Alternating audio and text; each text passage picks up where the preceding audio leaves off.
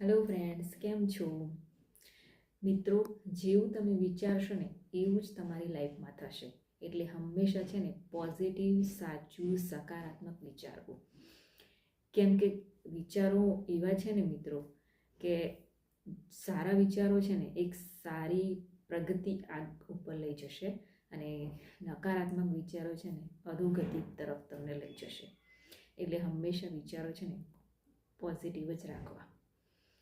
તમે મિત્રો ક્યારે આમ ફીલ કર્યું છે કે તમે ક્યારે કોઈને યાદ કરતા હોય અને અચાનક એ તમારા ઘરે આવી જાય, અથવા તો તમને આમ ફોન કરે અને તમે એમ કહો ખ્યાલ હું જસ્ટ તને તને વિચારતો જ હતો, તારા વિશે વિચાર જ કરતો હતો ને એટલામાં તું આવ્યો અથવા તો તને યાદ કરતો હતો એટલામાં જ તારો કોલ આવ્યો. ઘણીવાર એવું બને છે ને કે તમે સામેવાળાને ફોન કરો ને એટલે એમ કે હું જસ્ટ તને ફોન જ કરવાનો હતો અને તારો ફોન આવ્યો, કે હું તને ફોન કરવાની હતી ને તારો ફોન આવ્યો. ઘણીવાર એવું થાય છે ને. આમ એને છે ને આમ ટેલિપથી કહેવાય છે, પણ એમાં આપણે હાલ ઊંડા ઉતરતા નથી. બીજી વખતે એના વિશે જોઈશું. પણ હાલ આપણે જોઈએ છીએ કે વિચારો કેટલા પ્રભાવી છે તમારા ઉપર, કેટલા હાવી છે. એક વિચાર છે ને તમને મિત્રો ક્યાંના ક્યાં સુધી લઈ જાય છે. કંઈક સારું કામ કરવા માટે લઈ જાય છે, તો ક્યાંક ખરાબ વિચારે તો ખરાબ કામ કરવા માટે લઈ જાય છે. એટલે હંમેશા મિત્રો વિચારો છે ને પોઝિટિવ રાખો. વિચારો છે ને એવું છે, પૃથ્વીનું ગુરુત્વાકર્ષણ બળ છે. આપણે બધાએ સ્કૂલમાં ભણ્યા છીએ, વાંચ્યું છે, ક્યાંક સમજ્યું છે, જાણ્યું છે, જોયું છે કે પૃથ્વી પર ઉપરથી કોઈ પણ વસ્તુ આમ ઉપર તમે નાખો ને તો સીધી પૃથ્વી પર આવીને પડે. ગમે એટલી વજનદાર વસ્તુ નાખો ને ઉપરથી તો પણ એ નીચે જ આવે. પછી તમે એમ કહેશો કે ના ફુગ્ગો તો આપણે ફૂલાવીએ છીએ તો ઉપર જાય છે ને નીચે ક્યાં આવે છે? એ ઉપર જાય છે પણ એને ફોડશો ને તો એ નીચે જ આવશે. બધી વસ્તુ ગુરુત્વાકર્ષણ બળના કારણે એ વસ્તુ છે ને નીચે જ આવે છે. આ નિયમ છે કે પૃથ્વીને એક ગુરુત્વાકર્ષણ બળ છે. એવું જ એક બળ આપણી અંદર છે, આપણા વિચારોની અંદર છે. કયું હશે મિત્રો? એ બળ છે આકર્ષણનો નિયમ. હા, આકર્ષણનો નિયમ. મિત્રો આકર્ષણનો નિયમ એવો છે ને, પેલું શું કહેવાય, લોહી ચુંબક આવે ને, આમ લોહી ચુંબક, જેને આમ ટચ કરીએ તો બધી વસ્તુ આપણે લોખંડની જે વસ્તુ એ બધી એની આમ આકર્ષાય, બધી ચોંટી જાય. નાની મોટી વસ્તુ જે હોય એ બધી. એમ આપણે છે ને એક આકર્ષણનું પાત્ર છીએ. કેવી રીતે? તો જેવું તમે વિચારો છો ને એવું તમારી આગળ પ્રગટ થાય છે, તમારી સમક્ષ આવીને ઊભું રહે છે. જસ્ટ તમે વિચારો, ક્યારે એવું વિચાર્યું છે કે યાર મારે ચા પીવી હતી અને અચાનક તમારી આગળ ચા આવી જાય, યા તો તમને કોઈ ઓફર કરી દે.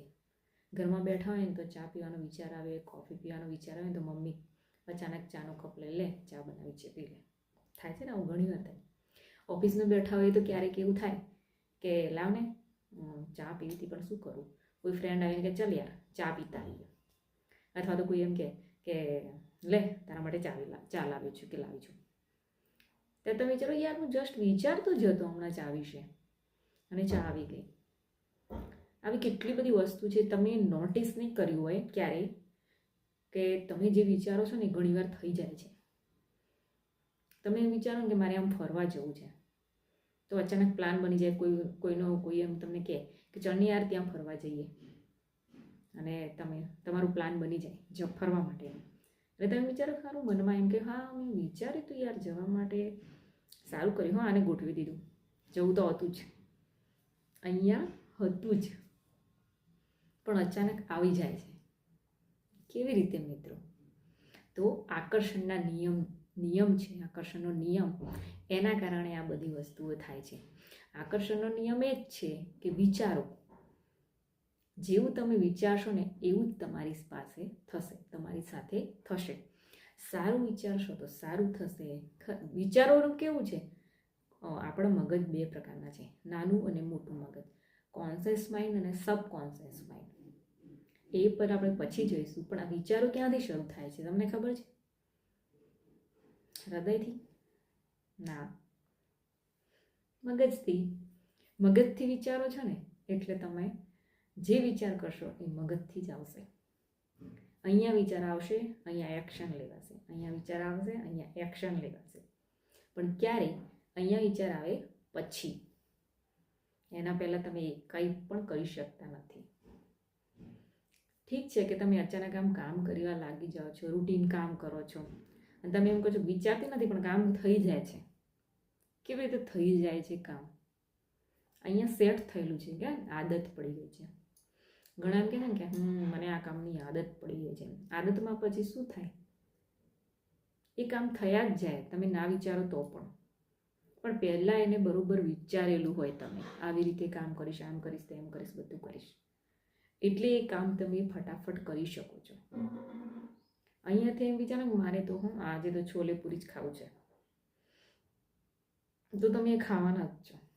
મતલબ મગજથી વિચાર આવ્યા પછી તમે એમ વિચારો ને કે મારે આજે અહીંયા ફરવા જવું છે, પણ ક્યારે? પછી તમે એક્શન લેશો કે ત્યાં ફરવા જવા માટેની, પણ ક્યારે?